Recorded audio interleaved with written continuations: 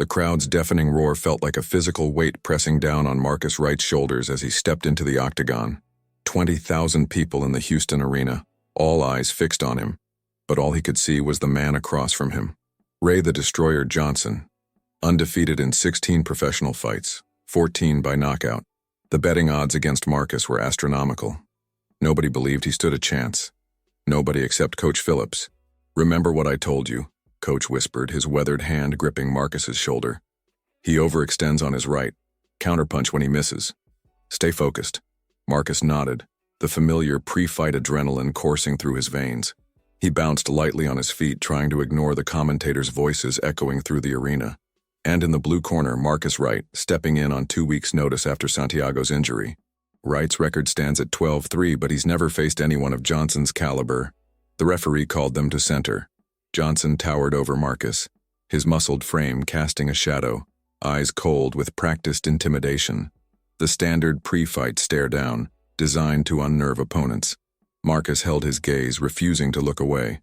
"I want a clean fight," the ref said, going through his usual instructions. "Protect yourselves at all times.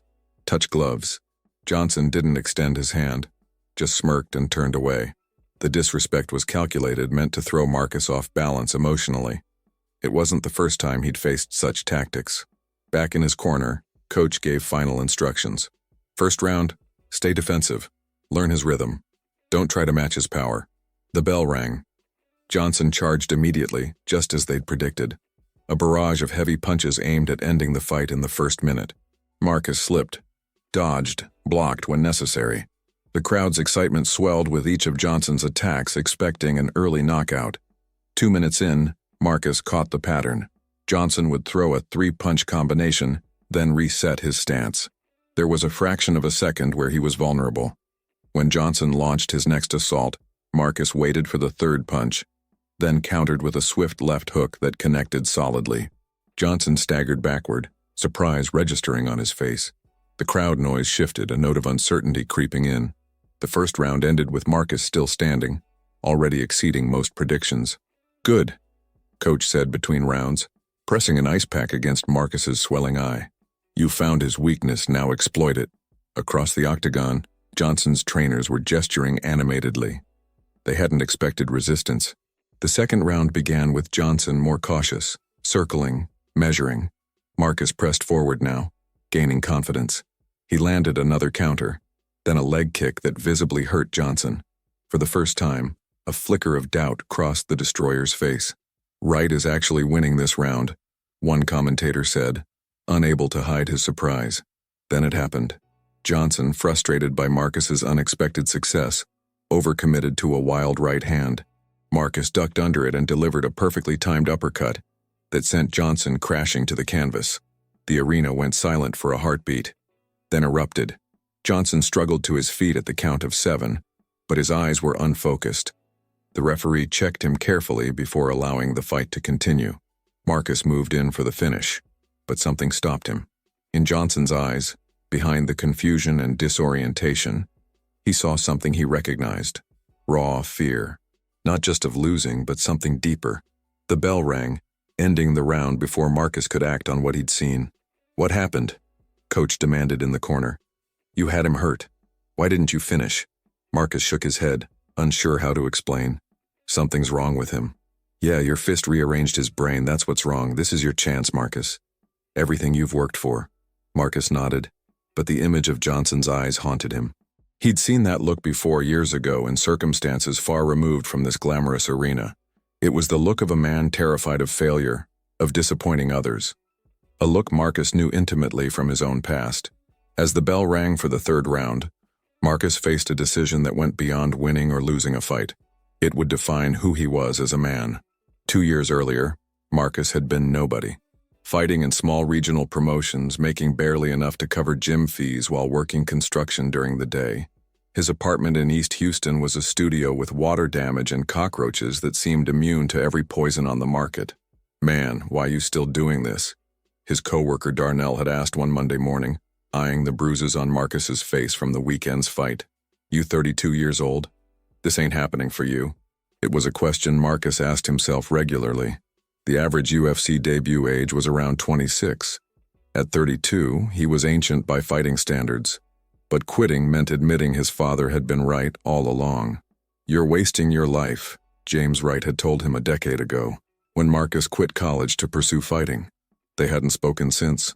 10 years of silence that grew heavier with each passing year. That Monday night, after Darnell's question, Marcus had trudged to Phillips's gym as usual. The place was a relic. Peeling paint, equipment held together with duct tape, the persistent smell of decades of sweat soaked into the walls. It should have been condemned years ago, but it was home.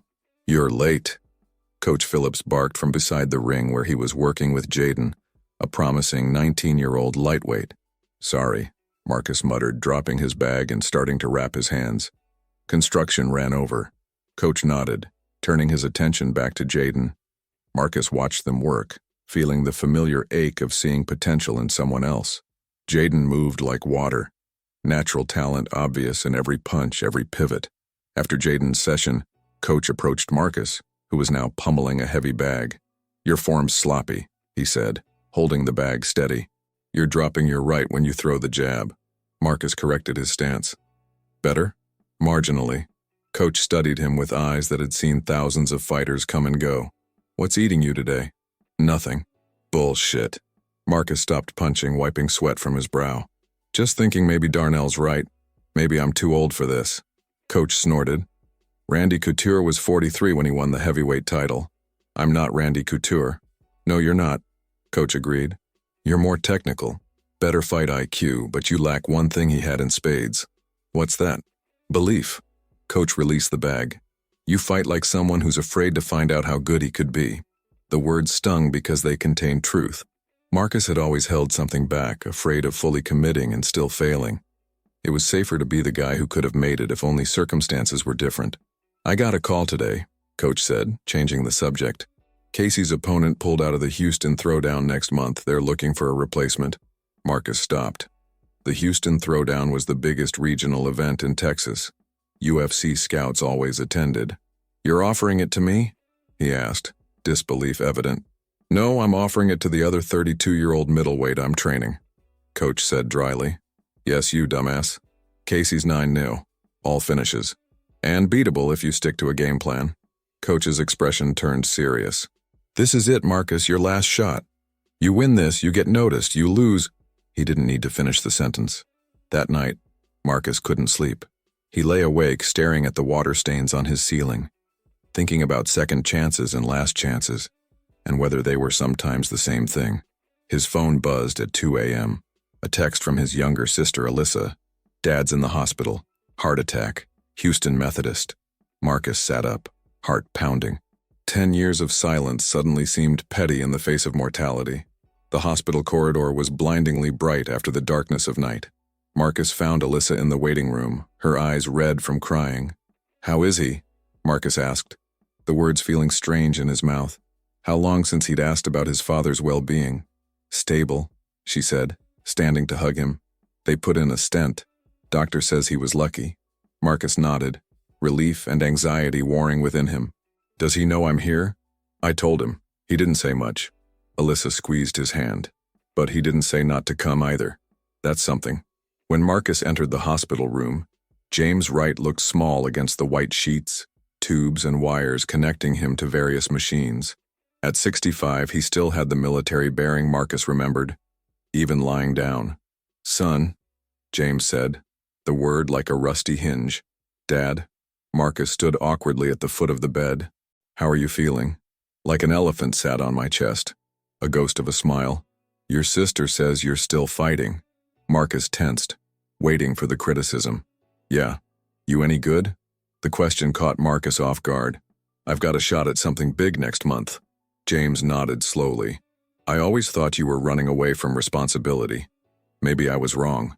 Marcus stared at his father, trying to process what he was hearing. "I have a fight coming up that could change everything," he said finally. "I was thinking maybe you'd want to come." The silence that followed felt eternal. Then, almost imperceptibly, James nodded. "I'd like that," he said. Walking back to his car afterward, Marcus called Coach. "I'm taking the fight," he said when Coach answered. "Good," Coach replied. "Training starts tomorrow, 5 a.m. I'll be there." For the next month, Marcus lived and breathed preparation. Up at 4:30 a.m. for road work, then to the gym, then to his construction job, then back to the gym. Every meal measured, every minute of sleep precious.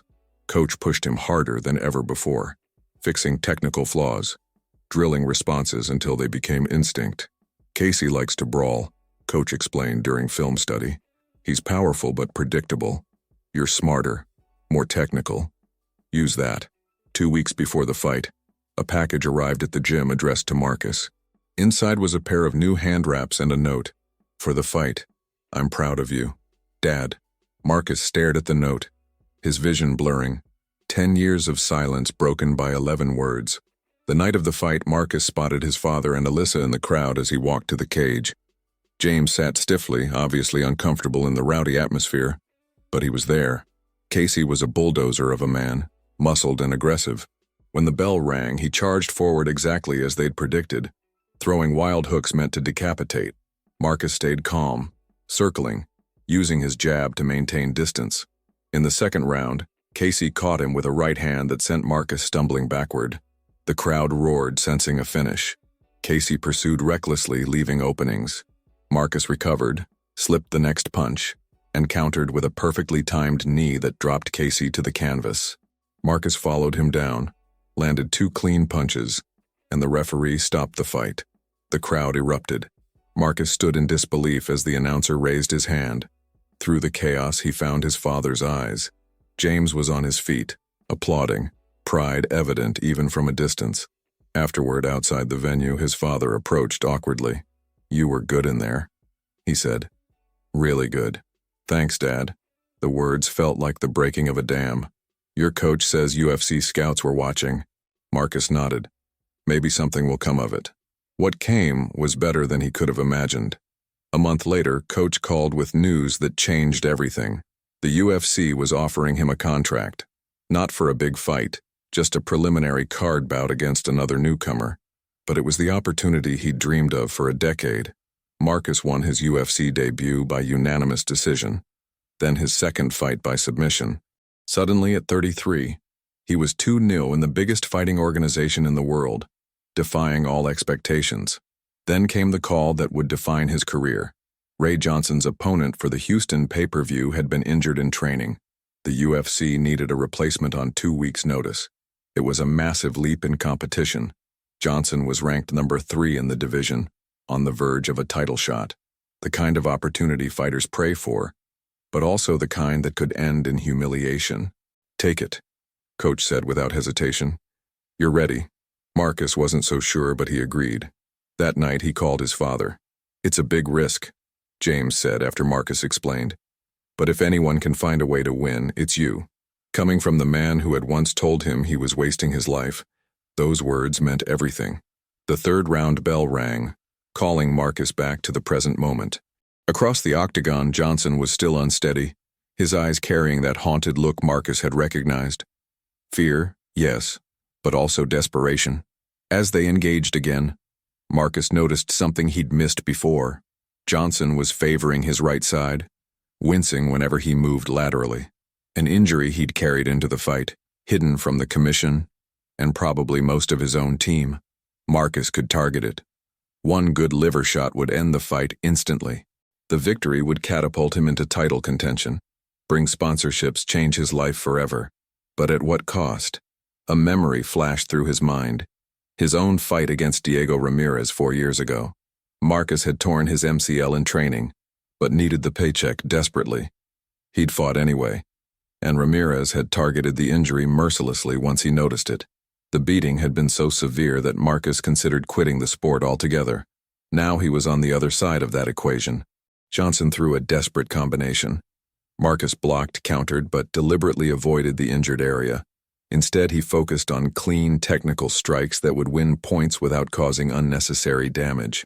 The crowd sensed something was off. They'd come for blood, for the spectacular knockout that highlight reels are made of. What they got instead was a technical showcase from Marcus, who was clearly in control but not going for the finish. By the 5th and final round, Johnson was exhausted but still standing. The commentators were baffled by Marcus's approach. Wright clearly has the advantage here, but he seems reluctant to press it, one said. This could come back to haunt him if the judges see it differently. With 30 seconds left, Johnson made a final desperate charge. In the ensuing exchange, he left his injured side completely exposed. Marcus had a clear shot at ending the fight. Instead, he clinched, controlling Johnson until the final bell. The judge's decision was unanimous. Marcus Wright by decision. He had won the biggest fight of his career, but the crowd's reaction was mixed. They didn't understand what they had witnessed. In the locker room afterward, Coach was furious. What the hell was that? He demanded. You could have finished him from the second round onward. Marcus unwrapped his hands slowly. He was injured coming in. Right intercostal, probably cracked. Finishing him would have meant targeting an injury that could have ended his career. That's the fight game. You think he would have shown you the same mercy? Probably not, Marcus admitted. But this isn't about him. It's about who I want to be. Coach stared at him, then shook his head. You're something else, right? He paused. Your father called while you were in the medical check. Said to tell you he's waiting outside. Marcus found James by the arena exit, standing straight despite the late hour. They embraced, something that would have been unthinkable 3 years earlier. Proud of you, James said simply. Even though I didn't get the knockout? James looked surprised. Especially because of that. Takes more courage to win with restraint than to destroy someone who's already beaten. As they walked to the parking lot, a voice called out behind them. Right, hey, right. Marcus turned to see Johnson limping toward them, his team following at a distance. I need to talk to you, Johnson said, his voice lacking its usual bravado. Marcus tensed, unsure what to expect. Johnson stopped a few feet away, studying Marcus with new eyes. You knew I was hurt, he said. It wasn't a question. I figured it out during the fight, yeah. And you didn't exploit it? Johnson shook his head. Why not? Marcus considered his answer carefully. Because winning that way wouldn't have told me anything about myself that I wanted to know. Johnson was silent for a long moment. I wouldn't have done the same, he admitted finally. But I respect what you did. He extended his hand. Good fight. As they shook hands, photographers captured the moment. Not the devastating knockout they'd hoped for, but something more rare in their world. Genuine respect between opponents. Later that night, in a quiet restaurant away from the crowds, Marcus sat with his father and Coach Phillips. His phone wouldn't stop buzzing with notifications, some congratulatory, others critical of his failure to finish the fight. UFC's not happy, Coach said, scrolling through his own messages. They wanted a highlight reel finish. But listen to this. Johnson gave an interview praising your sportsmanship. It's going viral. Will it affect his next fight offer? James asked, concern evident. Coach shrugged. Hard to say. Fight game has a short memory. But he looked at Marcus with something like pride. You made a fan out of Johnson. That counts for something in this world.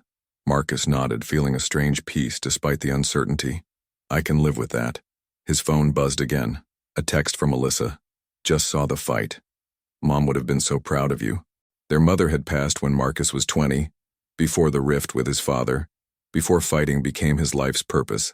She had always told him that character mattered more than achievement. What are you thinking about? James asked, noticing his expression. Mom, Marcus said, wondering what she'd make of all this. James smiled sadly. She always said you had the heart of a lion. Not because you were fearless, but because you were brave enough to do the right thing even when it cost you. The restaurant door opened, bringing in a blast of cool night air. A young man approached their table hesitantly, holding a program from the event. Excuse me, he said, his voice nervous. Are you Marcus Wright? I was at the fight tonight. Marcus nodded. That's me. Would you mind? He held out the program and a pen. My brother's starting MMA training. What you did tonight. That's the kind of fighter he wants to be. As Marcus signed the program, he noticed more people in the restaurant recognizing him, pointing, whispering, not with the dismissive tone reserved for fighters who fail to entertain, but with something like respect. Maybe, he thought, there was room in this brutal sport for a different kind of victory, one measured not in knockouts or submissions, but in the choices made when no one would have blamed you for choosing otherwise. I've been thinking, Coach said as the young fan walked away clutching the signed program. Johnson's going to be out for months with that injury. UFC is going to need a replacement for his scheduled title eliminator. Marcus looked up. You think they'd consider me? After tonight? Fights like yours tonight, they create storylines, narratives. UFC understands marketing, even if they pretend it's all about who's the most vicious. Coach leaned forward. I got a text from Sean Shelby during dinner. They're considering it. James placed a hand on his son's shoulder. Whatever happens next, he said, you've already won something more important than any belt. Marcus looked around at the restaurant, at his father whose pride was now freely given, at Coach whose gruff exterior couldn't quite hide his affection, at the strangers watching him with newfound respect. He thought of Johnson, whose career might have ended tonight if different choices had been made. Yeah, he said quietly. I think I have. Outside, the Houston night was alive with possibilities. Tomorrow would bring new challenges, new fights, both in and out of the octagon. But tonight, in this moment, Marcus Wright had discovered that sometimes the greatest victories are the ones that don't make the highlight reels. Sometimes mercy is the heaviest weight of all to bear, and the most glorious. If you've made it this far, and felt every word, won't you leave without subscribing? I tell these stories with my heart in my hand, to reach people like you, who feel, who get emotional, who live. If this truly touched you, give back, comment, subscribe. Come be part of this family with me until the next video.